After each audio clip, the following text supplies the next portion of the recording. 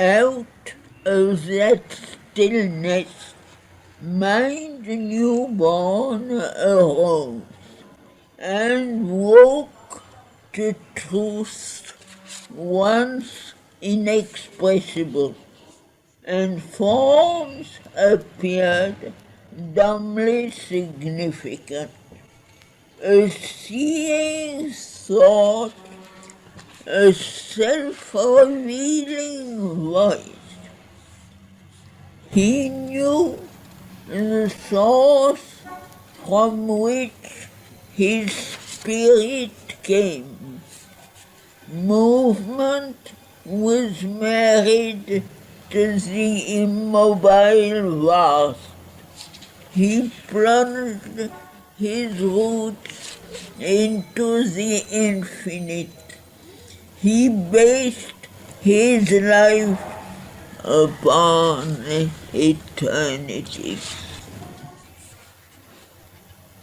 Only a while at first, these heavenlier states, these large white poised uplifting, could endure. The high and luminous tension breaks too soon. The body's stone stillness and the life's hushed tongue, the breathless might and calm of silent mind. Or slowly they fade as sets a golden day. The restlessness member star of peace, a nostalgia of old little words and joys, a need to call back for familiar selves, to tread the accustomed and inferior way, the need to rest in a natural poise of fall, as a child who learns to walk can walk not long.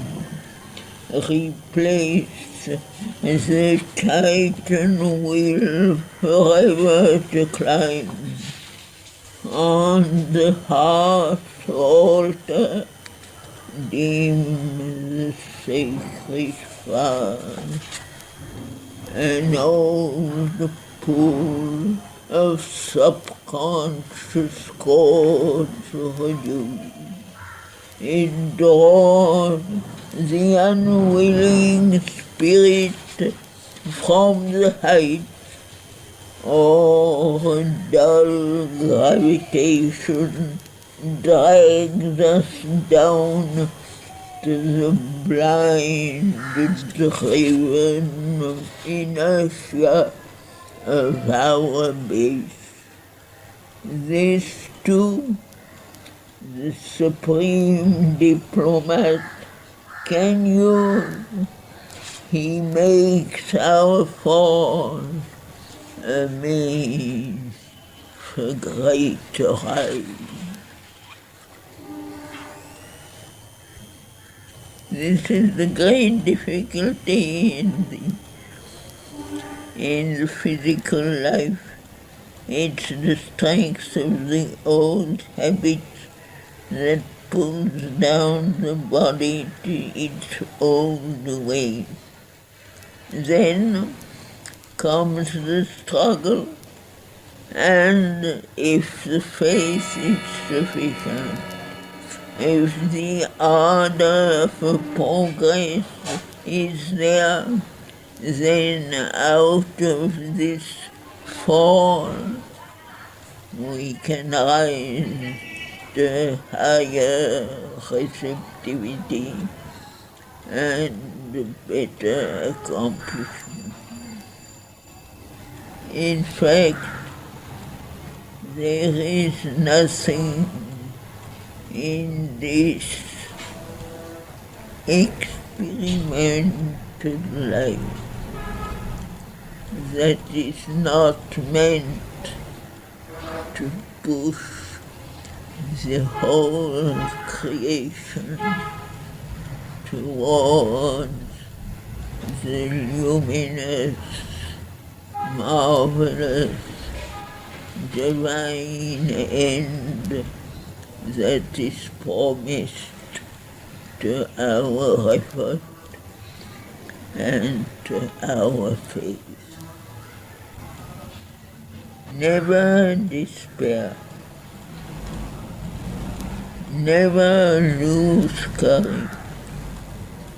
Never lose faith.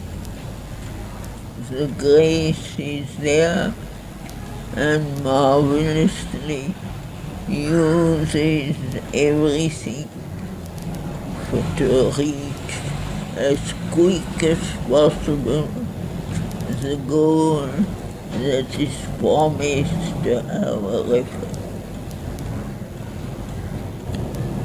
If we can enlarge our consciousness sufficiently, we see even the apparent defeat are marvelous steps towards the final victory. For into the ignorant nature's gusty field, into the half-ordered chaos of mortal life, the formless power, the self of eternal light, follow in the shadow of the Spirit's descent. The twin duality, forever one, chooses its home mid the tumults of the sense.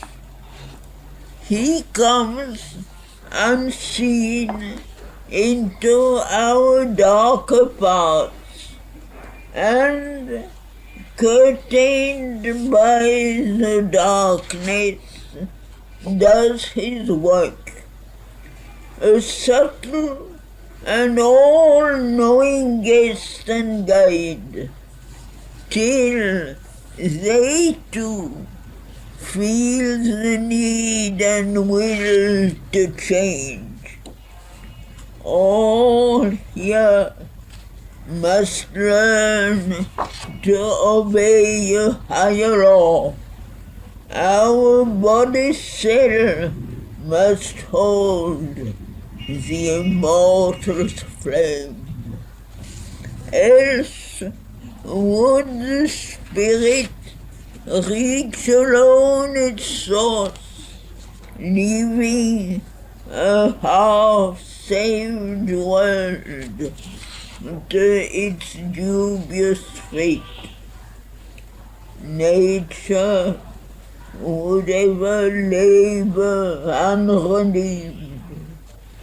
Our earth would ever spin unhelped in space, and this immense creation's purpose fail, till at last the frustrate universe sank undone. It is because things had gone so wrong that this possibility was becoming more and more evident, that to prevent its realization, direct descent from the Supreme came down upon us, organized for the work of redeeming. This earth has been created as a concentrated center for the Supreme to come down and save the universe. Even his golden strength to rise must fall. His greater consciousness withdrew behind, dim and eclipsed. His human outside strove to feel again the old sublimities, bring the high saving touch, the eternal flame, call back to its dire need the divine force. Always the power poured back like sudden rain, or slowly in his breast a presence grew. It clambered back to some remembered height, or soared above the peak from which it fell. Each time he rose, there was a larger poise, a dwelling on a higher spirit plane. The light remained in him a longer space.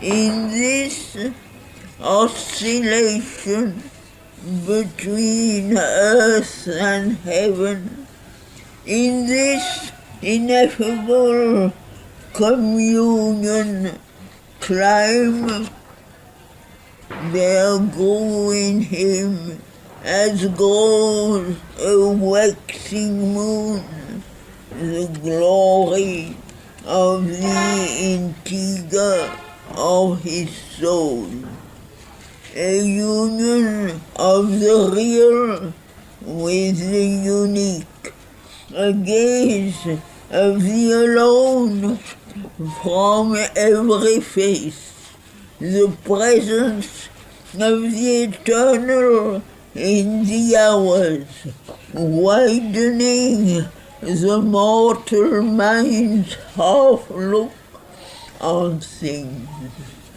bridging the gap between the man's force and fate, made whole the fragment being we are here. This is the description of the inner work that made possible the constant ascent of the world towards its origin. It must be that the whole of the body cells have only one aspiration: become conscious of the divine. With this aspiration, constant, sustained, never failing, the world is sure to reach the transformation.